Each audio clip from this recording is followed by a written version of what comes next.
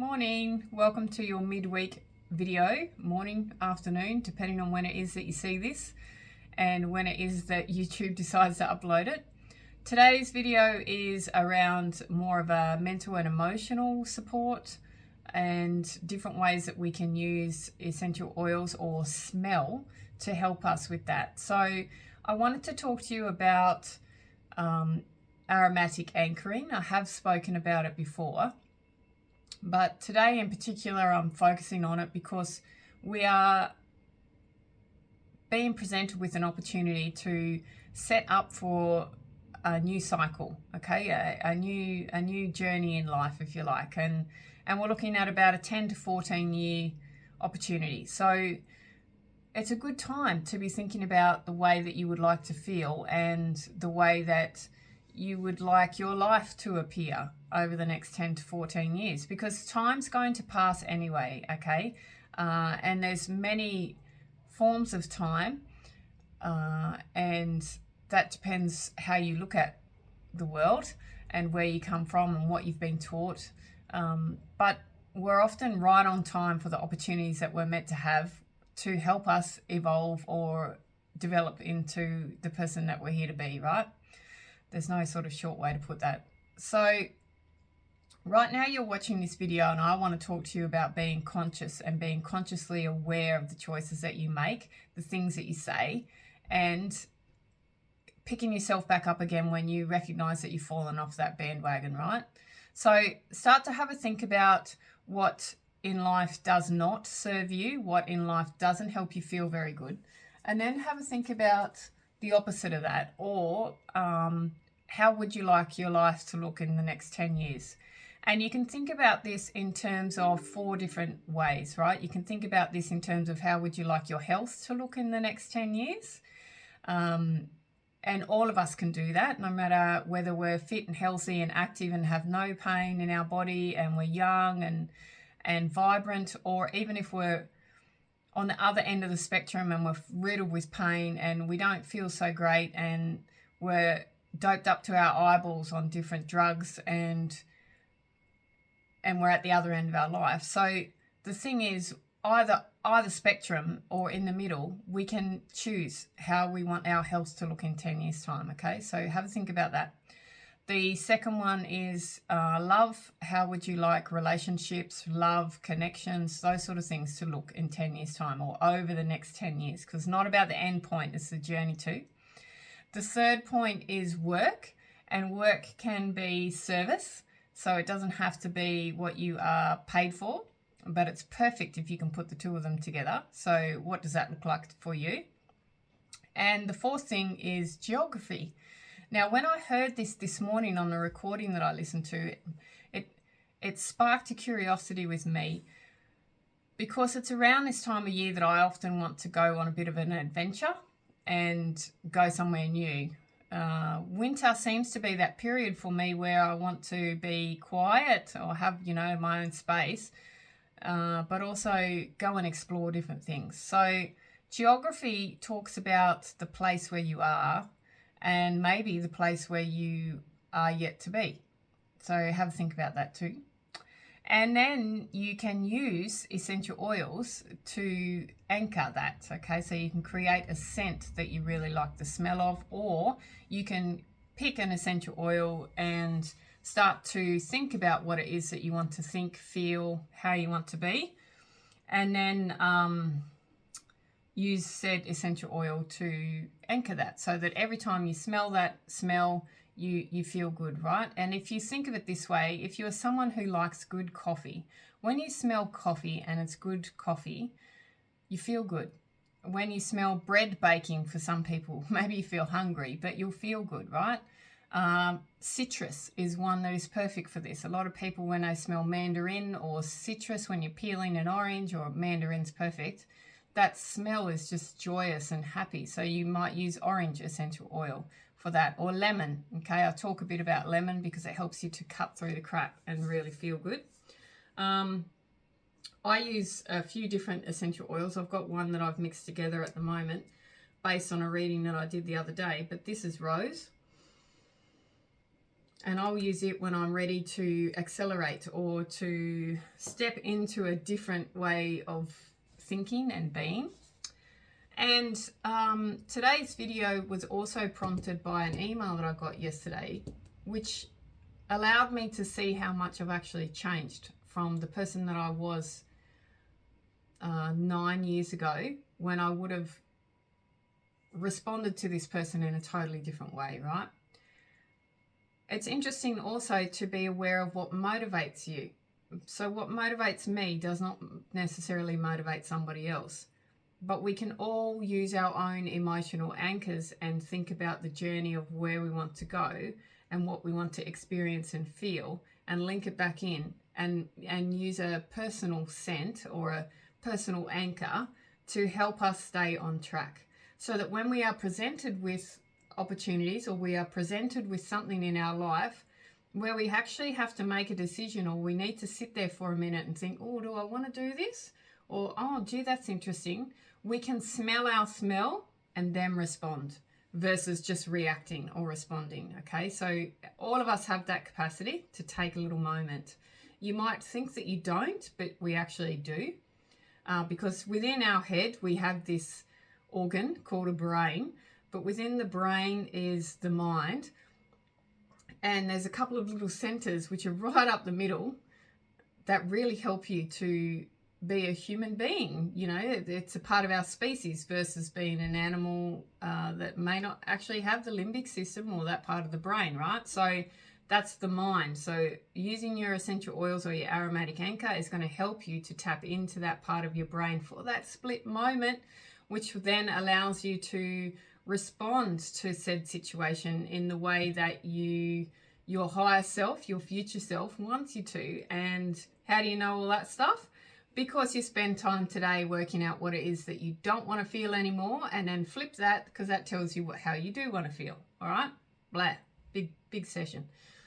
Now, the other thing that I thought of was I wanted to share with you the word that I chose for this year. Sacred was the first word that I picked, but the second affirmation or word that I chose when I was on a retreat earlier this year and doing some training was consciousness.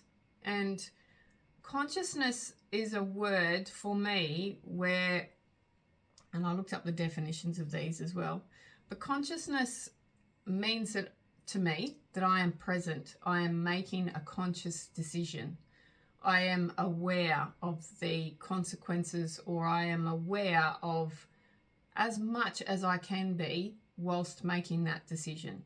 So consciousness is the state or condition of being conscious, and a sense of one's personal or collective identity, including the attitudes, beliefs and sensitivities held by or considered characteristic of an individual or group.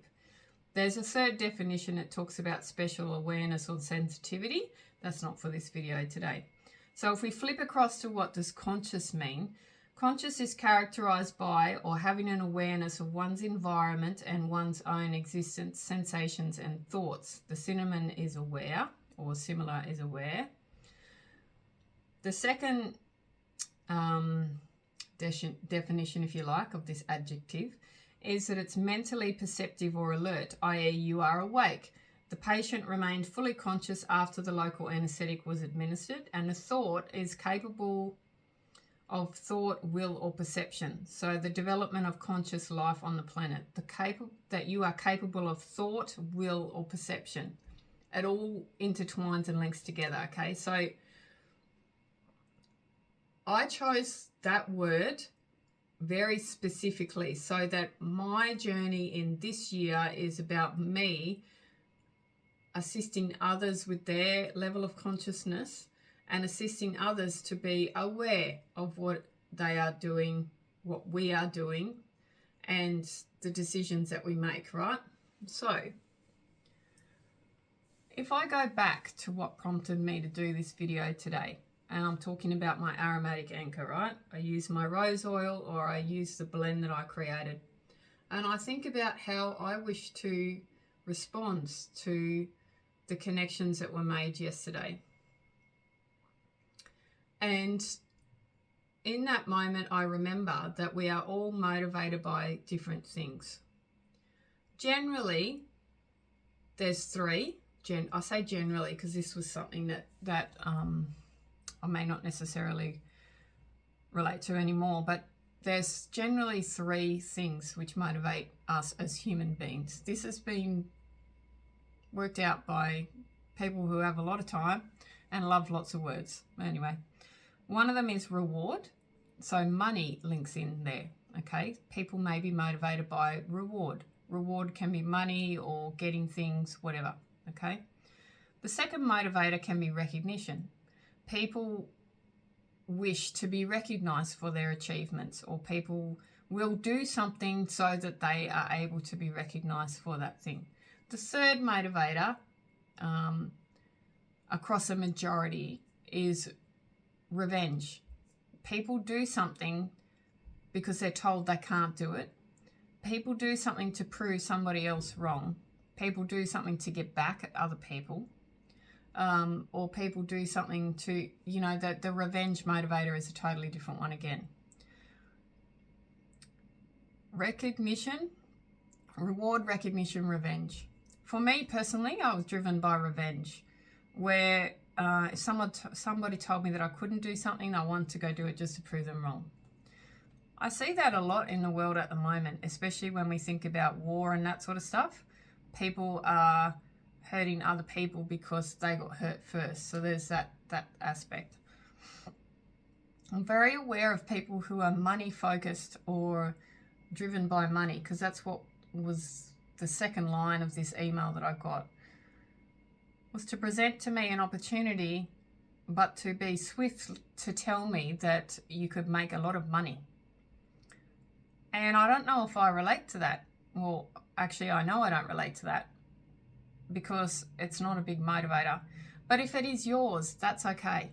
Just be conscious of that and be conscious of the impact of what you do as a result of that being your main motivator. So if you become conscious of yourself and aware of yourself and why you do the things that you do, that's when you can start to shift and change different things and link back into that essential oil that I talked about at the start and use that as your anchor, okay, your sense of smell. So think about how you want to feel, and then that's how you're going to anchor into it, all right? This book is fantastic. It's Essential Emotions. There has been many editions of it, all right? This is the 8th edition. Apparently they're up to the 12th. It doesn't matter which one you have. Just use what you've got. And with this book, what you can do is you can go to the back of it and you can see, you can look up the emotion or the feeling, and then you go to that section in the book and you have a look. So the one that I've opened up to here is the Beautiful blend. That is quite nice smelling. It's got mint in it, lime in it, sorry. It's also got frankincense, which is the oil of truth. I do wonder if this person that sent me the email has been smelling that. So Beautiful is all about self-respect. It was formulated to uplift the mood and encourage self-confidence and self-respect. This combination of oils beautifully unfolds the heart space, reopening it to love and self-acceptance. The oils in it are lime, which is zest for life. It's that whole Jamaican feel, and just being in the moment and happy, self-confident, happy, beautiful, capable. Osmanthus is a flower. It smells quite nice, especially when it's combined with that citrus. Bergamot, which we know is the oil of self-acceptance, but it's also the oil for those who work hard. They are hard workers, but they don't necessarily remember that there is somebody at home supporting them while they are out working hard. So they need to take time to embrace that person and to bring them along for the journey. And then frankincense. Beautiful can also provide clarity about the things that captivate individuals. It encourages an honest assessment of where an individual places value and what influences they allow into their lives. Perfectly timed for today's conversation. It gently lifts the eyes to meet the truth about present circumstances. It helps them develop their innate sense of what is good and trustworthy. And when priorities are out of alignment, gives them the strength to let go of relationships, beliefs, and behaviors that aren't serving their highest good. There's some other words in there too, but I won't read them right now. I think that's probably enough. Just think about for today, okay, and for your midweek video. Think about those 4 aspects of life that I talked about before, okay? Health, work, love, geography. Have a think about where you would like to be over the next 10 to 14 years. How would you like your life to look? All of that sort of aspect. Whilst thinking about those 4 paths, those 4 aspects, remember that the gift that we have as the species that we are is that we are capable of conscious thought, and we have different sections within our brain that allow us to have that thought and to shift into just a different state when considering things. All of us have that. Even people who make conscious decisions to do things that the majority of people don't align with, that person still has that capacity for conscious thought. And there's a lot of psychological information around that as well. But the other thing is to then consider what oil, what smell helps to lift you up, to provide you with a positive feeling that you can anchor to the way that you would love your life to appear over the next 10 to 14 years, and go from there. All right, I will be chatting with you soon. I hope you have a fantastic day, and yeah, enjoy this video. And if you happen to stumble across an invitation from somebody who is giving you an opportunity, remember that we are all motivated by potentially different things, and to take time to think about how you wish to respond or act, and to be conscious with that choice so that you feel good about your decision. All right, see ya.